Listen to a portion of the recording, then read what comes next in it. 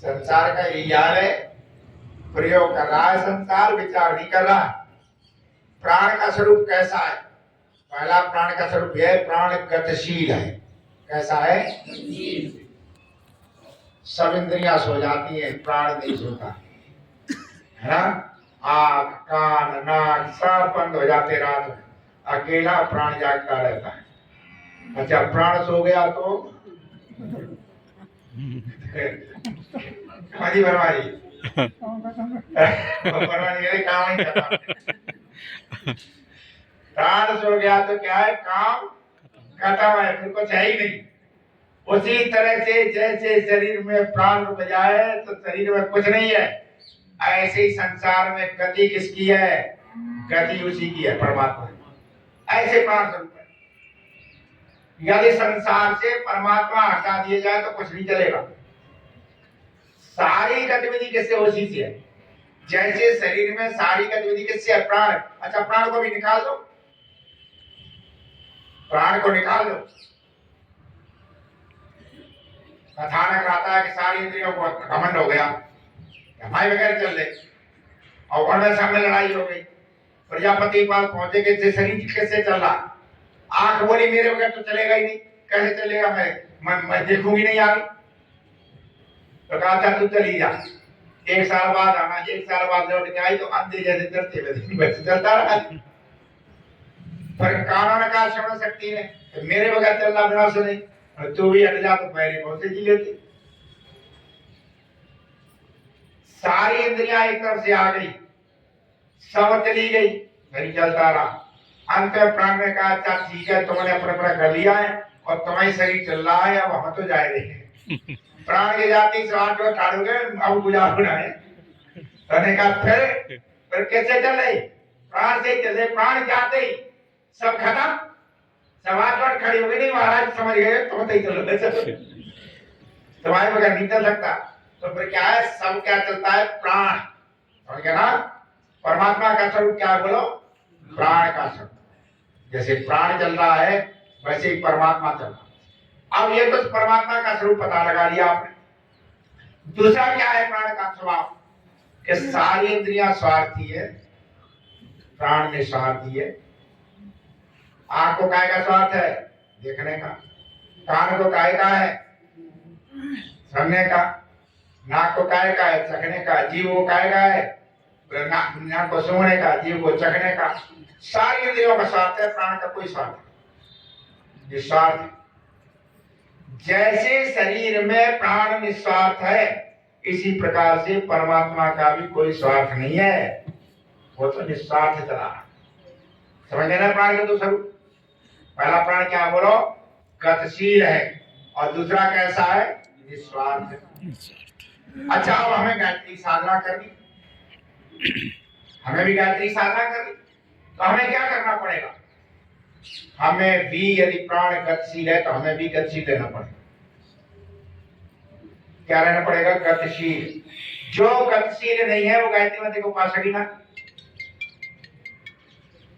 गतिशील नहीं है ना वो गायत्री मंत्र का उपास। पहली शर्त यह है कि गतिशील हो जिंदगी। गतिशील नहीं रहोगे तो फिर दुखाएंगे। शरीर गतिशील नहीं रहेगा तो 50 बीमारियां अपने आप पैदा हो जाएंगी, और गतिशील रहेगा तो बीमारियां पैदा हो। इसलिए हमेशा गतिशील हो। श्वासों का उद्देश्य कर्म है। सांस काय के लिए चल रही, प्राण काय के लिए चल रही? कर्म करो। श्वासों का उद्देश्य कर्म है। थक कर क्यों मर जाए, मरने से पहले कुछ कर ले याद सभी को है। चलते रहिए, करते रहिए, गतिशील रहो। गतिशील रहोगे तो उससे क्या लाभ होगा? गतिशील रहोगे। अच्छा दुनिया में सबसे प्यारा कौन है? सबसे प्यारा क्या है? रबड़ी। आनंद है। हाँ आनंद बता रहा है। आनंद दुनिया में सबसे प्यारी चीज प्राण है। दुनिया में सबसे प्यारा प्राण ही तो है। अच्छा कहीं उपमा देते तब भी कहते भाई ये तो हमें प्राण से ज्यादा प्यारा, प्राणों से भी ज्यादा प्यारा। अच्छा दुनिया में सबसे प्यारा क्या होता है? प्राण। अब हमें गायत्री की साधना करनी है तो हम भी प्राणों के समान प्रिय बन जाए। समझ गए ना? गायत्री मंत्र का साधक प्राण हो जाता है। क्यों? अपनी गतिशीलता। निकम्मा बालक घर में होना, निकम्मा कोई विद्यार्थी हो उसे कोई नहीं चाहता, अरे भगाओ तो निकम्मा है। प्रिय से प्रिय बालक भी निकम्मा हो, आलसी और प्रमादी हो तो माँ बाप ही आदि आ जाते उससे, माँ बाप भी परेशान हो जाते। निकम्मे को कोई पसंद नहीं करता, चाहे अपना है बालक। और जो गतिशील है, लगातार गतिशील रहता है, उसे दुनिया प्यार करती। प्यार कैसे बनेगा? प्राण कौन बनेगा? जो गतिशील है। गतिशील है तो घर का, परिवार का, विवाह का, कहीं भी रहेगा वो सबका प्राण भी बन जाता। आप ऐसे बन जाए, गायत्री मंत्र के साधक है, ऐसे अपने जीवन बनाए कि आपको घर से निकाल दिया तो घर के प्राण निकल, आपको संस्था निकाल दिया संस्था के प्राण निकले। आप यदि इतने सक्रिय हैं, संस्था के प्राण निकले। आप उनके लोगों के इतने प्राण प्रिय बन जाएंगे, इतने प्राण प्रिय जाएंगे, लोग अपने से ज्यादा तुम्हें चाहेंगे। अभी बीच में बीमार हो गया, अब मैंने स्वामी रामदेव कही हमें कोई गड़बड़ तुम्हें लग रही है, हमें हाँ तुम ठीक हो, तुम ऐसा क्यों कहते हो? जहां कहीं जाते हैं, जहां कहीं प्रवचन करने के लिए आते, संचालक जो बोलता है वो ये पहले कहता है भाई परमपिता परमात्मा से प्रार्थना करते सब जनता के आचार्य जी की आयु लंबी हो जाए। तो मैं कोई आयु पे खतरा खड़ा है? जब जहां गए वहीं पर वही आचार्य जी की बहुत लंबी आयु, और हमारी सबकी कामना यही है कि चाहे परमात्मा हमारी लेने आयु दे दो। मैंने कहा मैं जनरेटर पड़ेगा, कहीं खतरा नहीं खड़ा। ये सबके सब ऐसा क्यों कहते? स्वामी बोले तुमसे लोगों का लगाव है इसलिए कहते हैं, इसलिए लोग कहते हैं कि भाई ये का गड़बड़ हो गया, सब गड़बड़ हो जाएगा। तो लोग कहने लगे, और एक हमारे बीच में आए नहीं। वो तो ये कहते जब ये पता चला कि आचार्य जी की तबीयत ऐसे है अस्पताल में, तो कहते वो ये कहते हमारी पत्नी तो बैठ के रोने लगी। तो क्या करो कि आचार्य जी से बहुत ज्यादा गड़बड़ बता रहे। तो होने के अब तो ठीक कर लेगी, प्रार्थना कर ही लेंगे। तो कहते प्रार्थना यूं करें, परमात्मा मेरी उम्र सारी नहीं लगा दे, आता ये ठीक हो जाए, हम भले कर जाए। अच्छा ये चीज काय के लिए है? क्योंकि उसके निकट, उसके जीवन के निकट सिद्धांत रूप से समझा करके वो ये सोच रही है कि नहीं मेरे ज्यादा इनका महत्व है। कहीं से भी हमारे चेयरमैन साहब आए, चेयरमैन साहब कर ले परसों कमरे से निकल ले, और हमारे गुप्ता जी भी संग में, तो चेयरमैन साहब गुप्ता जी बाहर खड़े कह रहे वहां से तो निकल आए, और कह रहे कि इन्हें का जो टेंशन मत होने दो गुप्ता जी, कोई कमी है तो पर हमें बता दो, हम पूरी कर देंगे। गुप्ता जी सुनते रहे। तो चेयरमैन साहब क्या कहते कि इन्हें की गड़बड़ हो गई, प्रजापति मंदिर में कचुना है। सब मेहमान याद लेके गुरु कहते कि नहीं किया, इन्हें गड़बड़ हो गई, हम कोई जान के बनाए कौआ बोल जाओ, इन्हें बचाना जरूरी है। तो मैं अंदर बैठा हंस रहा, तो बजाई चल देंगे, तब फिर गड़बड़ हो जाएगा सारा। तो हमेशा ये ध्यान रखो, गतिशीलता इतनी रखो, इतनी गतिशीलता रखो, इतनी गतिशीलता रखो। कैसी? प्राण कैसी? आप गतिशील रहेंगे, आप अपने घर में, परिवार में, समाज में आप प्राण बन जाएंगे। आप प्राण बन जाएंगे जाकर के। गतिशील कैसा हो? गतिशीलता ऐसी हो जो प्राण देने वाली हो, दूसरों के आपकी गतिशीलता से प्राण मिले। ऐसी गतिशीलता नहीं जैसे रात वाली की होती है, चोर चकारू तो रात भर भाजे, बड़ी गतिशील रहते, चोर चकार गतिशील रहते ना, टोले भी रात भर भागे, यहाँ पकड़ जाए वहां। और उनकी गतिशीलता का है कि प्राण देने वाली नहीं है। वो प्राण लेने, प्राण हरण के लिए वो गतिशीलता का नहीं। कैसी गतिशीलता हो बता दिया। गतिशीलता का स्वरूप क्या है? प्राण का। और प्राण के साथ में केवल गतिशीलता ऐसी नहीं, वो गतिशीलता निस्वार्थ भी होनी चाहिए। स्वार्थ की नहीं मानी जाती, प्रकार की आराधना नहीं। गतिशीलता का है निस्वार्थ, इसमें हमारा कोई स्वार्थ नहीं। गतिशीलता ऐसी होनी चाहिए। और जब ऐसा हो जाएगा गतिशीलता है तो सब लोग गायत्री के सही उपासक आप बन, आप गायत्री की सही साधना कर रहे हैं। यदि ये उपासना आप करें, रोज शाम को बैठो, आप अपने घर के लिए, परिवार के लिए प्राण है कि नहीं? आप घर के लिए, परिवार, ये साधना हर सदस्य करने लग जाए। हर सदस्य का यही प्रयास हो कि हम अपने घर के लिए प्राण हैं। हम दूसरा भी सोचे हम घर के लिए प्राण है, तो बताओ स्वर्ग बन जाएगा नहीं बन जाएगा? प्राण कोई हरण नहीं करेगा, दूसरे को जीवन देगा। महाराज जी, हम तो सोचते हैं पर घर वाले तो ना सोचे। मैंने पहले कह दिया, शर्त लगा दी। मैंने शर्त ये लगाई कि निस्वार्थ, तू सोच निस्वार्थ, तेरा भी कोई स्वार्थ है? अभी घर वाले ना सोच रहे भाई, स्वार्थ है, घर वाले समझा लेते हैं स्वार्थ को वो कर रहा है। जगन्नाथ ये गोपाल है ना, छोटा सा गोपाल, ये चीज को जाने कि कौन कहां पर एक जगह प्रचार करने चले गए, जोधे भी रमाय संग तो जो भजन छांट रहे हो, गोपाल देख रहे हो, अरे महाशय जी कहा कर रहे, कहा भजन छांट रहे हो? और ये ऐसे छांट रहे हैं कि सारा चित्र यादवों का है, कोई श्री कृष्ण वालों भजन छांट रहे हैं। कोई बढ़िया श्री कृष्ण वाले भजन छांट रहे हैं, फिर पैसा जी पूछ देंगे।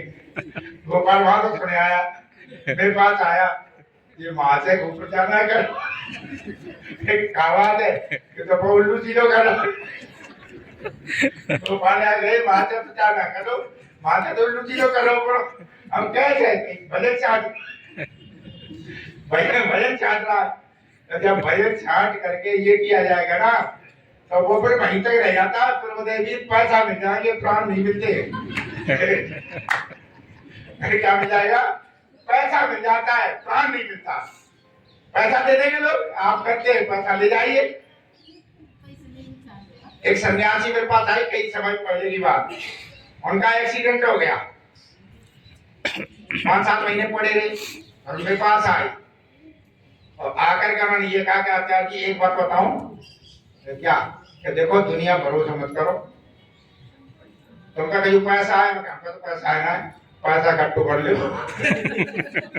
क्यों कि प्रचार करते हो तो करते रहते हैं, और जब पड़ जाओ ना कोई नहीं पूछे, अपने आप पैसा ना होता तो मैं सड़ जाता, पैसा ना होता सड़ जाता, कोई आता ही नहीं, मैं चुपचाप सुनता रहा। ऐसा दुर्योग हुआ कि मध्य प्रदेश हमारा एक्सीडेंट हो गया, मथुरा के लोग भगे गए, वहां के लोग छोड़ने को तैयार नहीं, उन्होंने कहा मैं नहीं आता जी, मेरी ही बदनामी हो जाएगी। आजादी का एक्सीडेंट हुआ, इन लोगों ने ध्यान नहीं दिया, उन्होंने कहा चाहे कितना ही लाख रुपया कर दो, मेरी सम्मान करेगी, आचार्य को जाने नहीं देंगे। अच्छा 5 लोग फिर लौट आए, उन्होंने मना कर दिया, चाहे कि कहीं पर यहाँ से मुंबई विदेश तक ले जाना पड़े, मैं हूँ जिम्मेदार, पर आचार्य जी को जाने नहीं देंगे, ये हमारे लिए कलंक हो जाएगा। तो सबने कहा कोई बात नहीं, जाओ इतने कह रहे जान को तो ना लिख लीजिए। तो वहां ठीक है, 5-7 दिन रहे, फिर हम यहाँ आ गए। यहाँ जब आए तो फिर सन्यासी कह रहे थे ना, कोई पूछता नहीं, वो ही नहीं बैठे, वो भी हालचाल जाने चले आए, और साहब यहाँ ट्रैक्टर पे ट्रैक्टर आ रहे, लोगों में ट्रैक्टर गाड़ी, कोई तो गाय को खिला रहे हो, कोई कुछ ला रहे हो, कोई कहता कि हलवा बना खा रहे हो, कोई बादाम ला रहे हो, कोई छारे ढेर लगा दिया आकर वो वहां बैठे, जो है सो आचार्य जी जब बादाम ले आए, बादाम खाओ जल्दी हो जाओ, कोई करे। अब हमने उनसे कहा स्वामी तो कह रहे कोई पूछना रहो, यहाँ आता है ना तो बोले, तो कह रहे कोई पूछ नहीं रहा, यहाँ भगे चले आ रहे, तो देखो ढेर लगे हवन में ब्रह्मचारियों को इतना आदमी ने दिया, इतना दिया, सोचते भी नहीं थे। तो उन्होंने कहा स्वामी जी सुनो, आपके पास लोग क्यों नहीं आए? क्योंकि आपने गायत्री मंत्र की वो साधना नहीं की, निस्वार्थ। आपका काम रहा प्रवचन नहीं करना, दक्षिणा लेना, अपने चले आना। मेरा ये काम नहीं है, मैं प्रवचन करके दक्षिणा लेकर के चला जाऊं, मेरा ये काम नहीं रहता। हम जहां कहीं भी जाते हैं उनके हित के लिए सर्वस्व देने को तैयार है। ऐसी ऐसी जगह हम गए हैं जहां दक्षिणा तो क्या है, हमारी जेब से पैसा खर्च हुए, अगले साल फिर बोला हम फिर गए वापस। तो मेरे लिए उन लोगों का प्यार, उन लोगों का जीवन महत्वपूर्ण था, पैसा महत्वपूर्ण नहीं, आज भी है।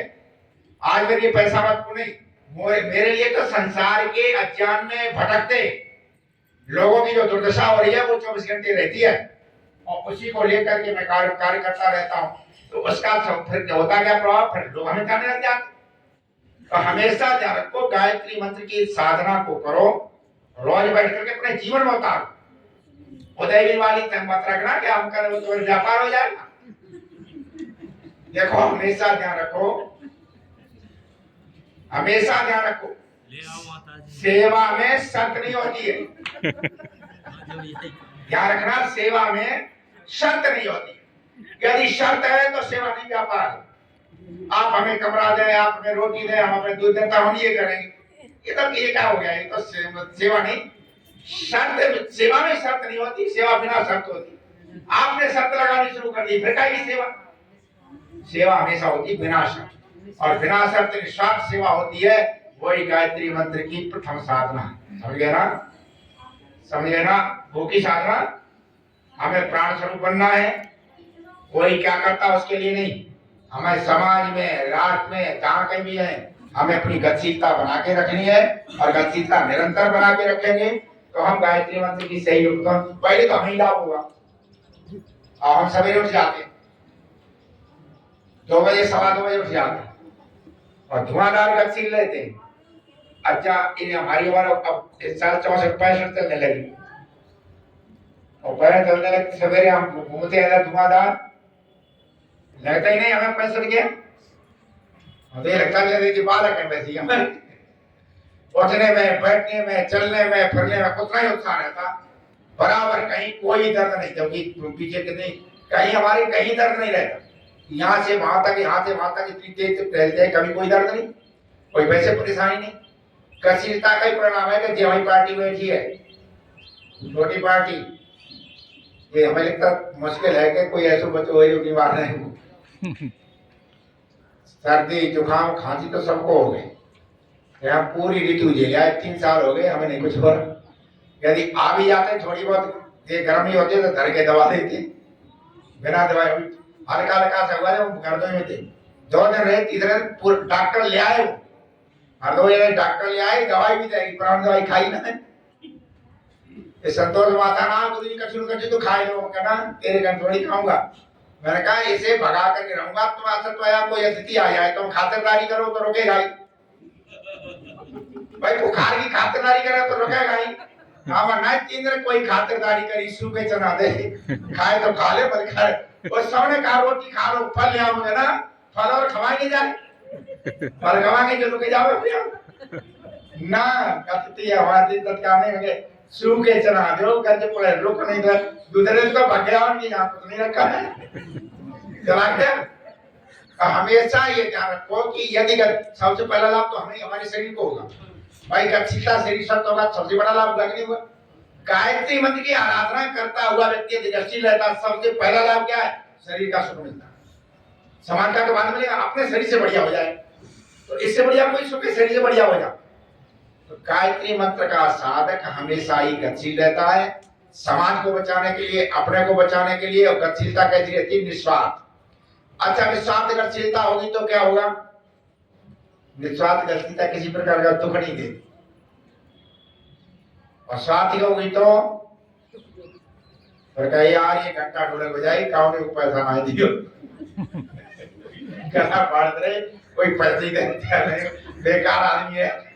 अच्छा, तो पूरा करने हुआ तो नहीं होता है, तो होता रहता, या एक महीने पेमेंट कर दिया, उधर भी टाइम नहीं, तो बेचारा हम धमका दिया, पैक तो जाता है, तो कहता जब मौका हो तो कुछ हटा दियो। जब तान में आई जनता तब वहां जब हटा दिया। अच्छा, तो दुख होता नहीं होता, अब कुछ नहीं है तो दुख काहे खाए, अब हट जाओ, कल हट जाओ, तो सबसे बड़ी बात दुख रहते ही नहीं। इनसे बनने के लिए क्या करेंगे, समझ गए ना, गायत्री मंत्र के एक मात्रा की उपासना करेगी भूखी। समझ में आ गई ना, इसको करें, समय पूरा हो गया है, अब सब करना शुरू कर दो। सुख का यही रास्ता है, कोई रास्ता नहीं। गायत्री दुख दूर और कोई रास्ता ही नहीं, यही रास्ता है। नान्य पंथा विद्यते ना, और कोई रास्ता नहीं है। ये दुनिया में बहका रहे ना, ये कर लो वो कर लो, कुछ नहीं है, सब तुम्हारा केवल यही रास्ता है। इस रास्ते से चलोगे तो जीवन में फिर आनंद ही आनंद है। परम पिता परमात्मा आपको प्राण स्वरूप बनाए, घर का, परिवार का, समाज का, और आपके जीवन कल्याण हो, देश और समाज कल्याण हो, इन भावनाओं के साथ में आपकी यजमानी आज आलोक आ जाओ।